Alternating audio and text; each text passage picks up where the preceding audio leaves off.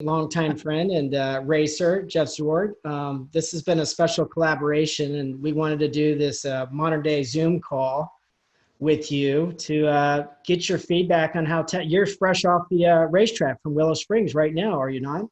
I am off the racetrack, and it's been a good morning. It was actually our second test day today, and the car is really special. So I've just been from literally the second lap out, it just felt very familiar. And when you look at that car and walk up to it, it feels like it would be anything but familiar when you see its presence. But to get behind the wheel and drive it, it's been a really great experience. That's awesome. How about out of the box? Were you that impressed out of the box how good it actually is? Yeah, it's funny because for me, through all these years, I've been to Pikes Peak 17 times and I've driven 12 different Porsches, but funny enough, I've never driven one with just two pedals. And I haven't driven really with as advanced traction control like this thing has, and the ABS like it has. And so, figuring out the balance of all those things and how to use that technology, but not overextend it so that, it actually fights me. And so that balance is probably, when I look at the car, it's been so drivable. I feel that the balance I need to figure out is really what my challenge is at this point, because the car itself is awesome. And it's an interesting car because when you get into it and drive it, it feels big when you walk up to it. You sit down in it, and you kind of look around, and I come from a rally background, and so you like to know where all the corners of the car is because there's going to be trees and all sorts of things around you, and you want to just kind of know how to position the car. Obviously, Pikes Peak's a little different than traditional rally, but you sit in that car and you look around and you go, wow, I got a lot of body work around me. I got a lot of space around me. How's this going to work out? And honestly, the faster you go, the smaller it gets. And what's really interesting is there's cars that you drive sometimes, the big horsepower cars and things that feel like they just get anchored to the ground, and you kind of get the sense that you can't change direction real quick. They take sets and things. And this car has been really interesting because as soon as you roll out in it, and as soon as you kind of get on top of it, it starts to feel very small. It starts to feel very light, and light in a very positive way, in that it's very nimble. If I needed to change directions, or if I needed to put it in a little different positions, it really responds nicely to it. And as a driver, you look for feedback from the car, and the feedback that car gave me right out of the box was very intuitive. It wasn't like, oh yeah, I got to feel like, this is when the front's pushing, this is when the rear's coming out. These things, that the intuitive nature of the feedback was just super comfortable to drive, quickly to test it. Obviously we aren't trying to risk anything right now and trying not to do a 10/10 kind of thing, but the initial feedback is so positive. And, Pikes Peak is such an intimidating place. It's got a lot of consequence to it. So to be able to drive something that is comfortable and kind of doesn't do anything kind of funny, there comes the confidence. And Pikes Peak is a place where you need confidence. How's the AC work? I am very happy with the AC. And it's been funny because even today it was, like almost a 90-degree day. We tried to test very early in the morning. When we arrived, it was in the 60s, but geez, it got toasty right away. And it's funny because the word is that the air conditioning does take a little power away, but I thought for testing, I'm not worried about that. I'm going to run the air cool. And that's another thing. I've never had a race car with air conditioning either, so it's pretty good. And it's not air conditioning like air conditioning in quotes. It actually really pumps out. Really? It really does pump out. I'm really impressed. So it's good.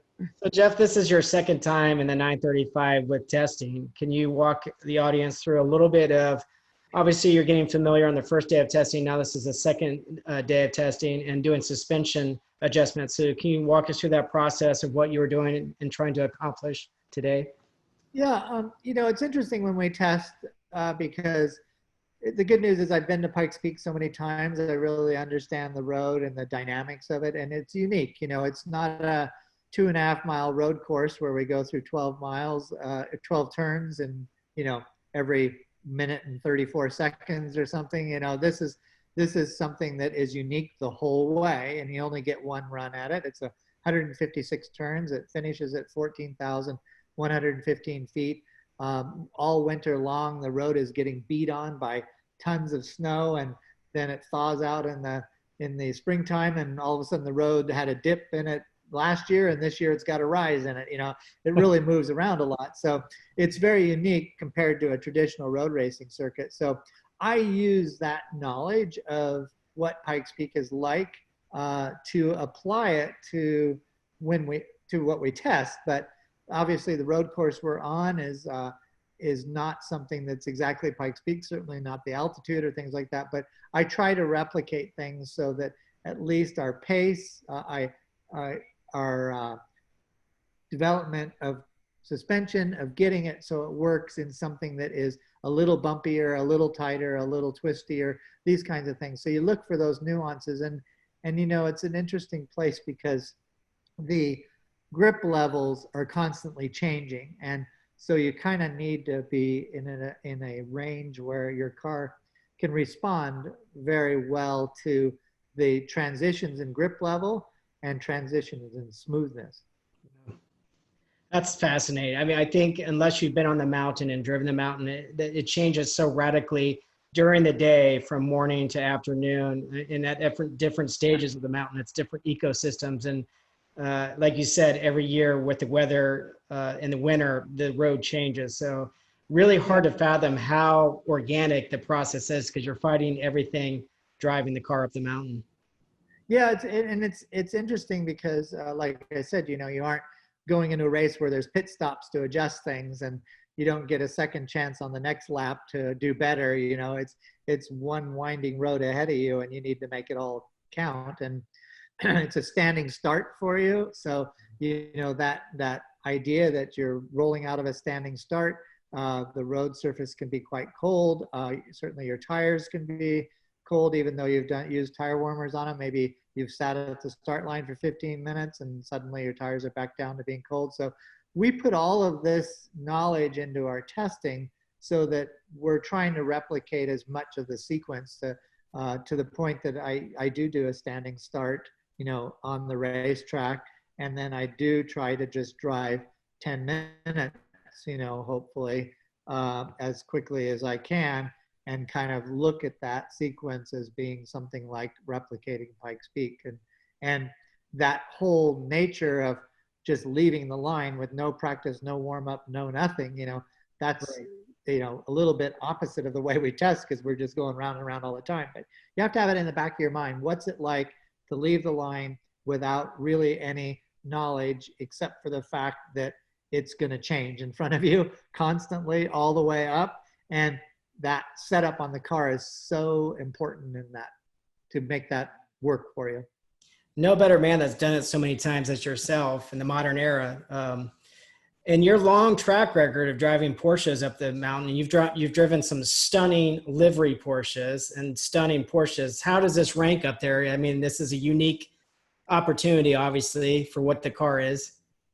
Yeah, it's so many things are special. And I think this is a time in your life where it's everything to this point and everything you've done to this point. And, when I think about, when I was in college, the 935s were the bomb on the track. That was what it was, and I went to Le Mans, I went to all the IMSA races in the US, traveled around, and that car that was winning, that Porsche, was a 935. And I really came into it in that era. Yeah. And so to be in this homage to the 935, and even more special, kind of the Moby Dick, silhouette to it, it just is something really special. And I kind of remind myself almost daily that, wow, this is the car I used to photograph. This is the car I watched Hurley Haywood pound around in. I went to Le Mans with Bob Aiken in the Coca-Cola car. There's just so many great moments that were linked to 935 moments in literally the beginnings of my career. So to come back and drive this car, it's really special. And it's also taking everything I know about Pikes Peak and kind of putting it into this car and knowledge. And I just feel like it's, you know, I have built cars all the way along that were perfect for Pikes Peak, but they were always a hybrid. They were always taking something and either putting a different motor into it or a completely different suspension, or something about it was kind of taking and adapting something. This car being turbocharged, 700 horsepower, a GT2 RS underneath it, you know, it's all in one package, something that's totally appropriate for Pikes Peak. And so we're going to go up there with a factory built race car and literally have nothing to do with it other than chassis setup. So it's pretty special because generally you go there and you've taken the best of all these worlds and you've mashed them into one car and you hope it runs right. You know, this is a case where out of the box, it's a really great package, and that'll be a lot of fun. And then to be tied to the 935 legacy, it's really special. Well, I know that we're excited to be a part of this collaboration with you. And I know my father's super excited that you're driving the car. And it's just what a neat thing. I think this is a really positive storyline with all the challenges happening in 2020.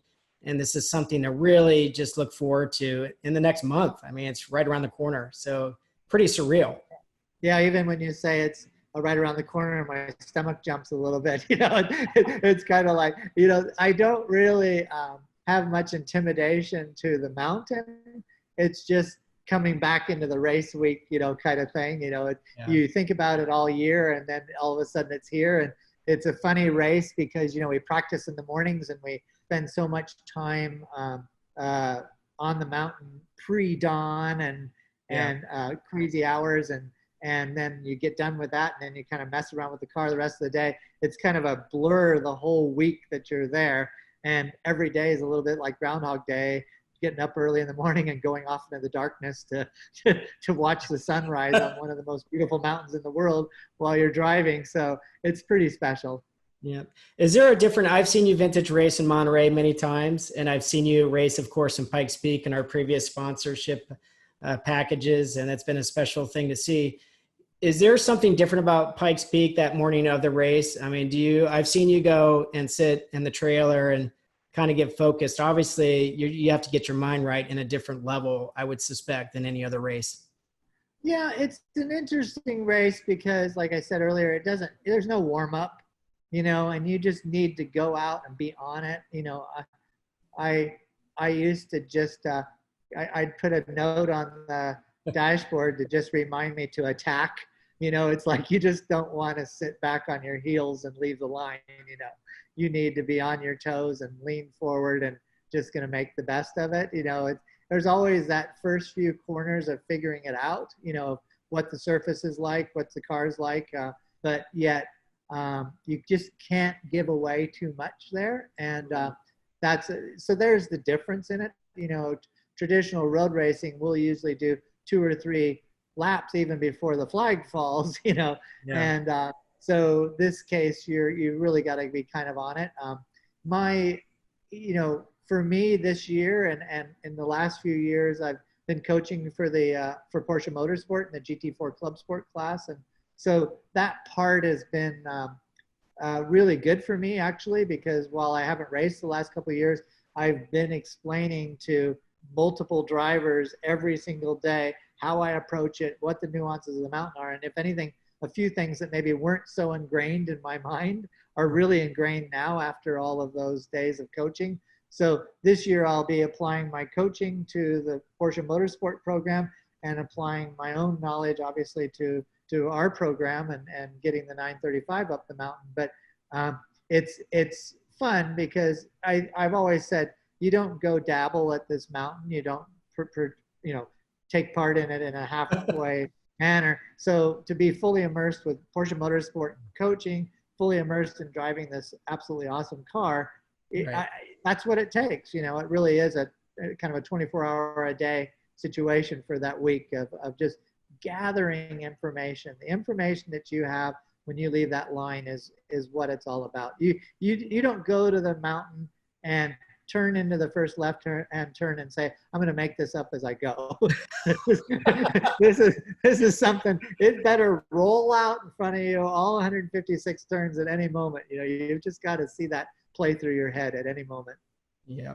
I've been up there on practice day and it's surreal. I've seen you come around a corner, one of those, you know, total left hookers or right hookers. That's a dead turn. And it's unbelievable, the speeds and some of the vistas that have no guardrails. And of course you can watch it and watch you do the whole race up the hill from previous years, but to see it in person, the visceralness and the risk factor in it, it's unbelievable. It's the last of its kind, in my opinion, one of the last of its kind of true motorsports, harrowing, dangerous events.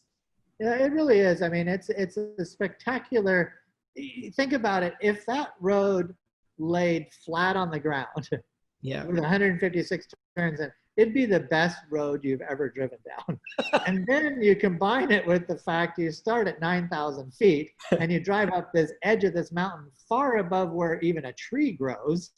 You know, it's pretty special because you've taken perhaps the best winding road on earth and combine it with one of the most beautiful sceneries of anywhere on earth. So it is really special.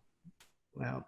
I can know I speak for the whole Porsche community. You are known as the Renaissance man of the Porsche world. And we're all excited about this opportunity to watch your race, and we'll be rooting for you. So thanks for taking the time after you're busy. I know you're extremely busy, so thanks for taking the time to do this.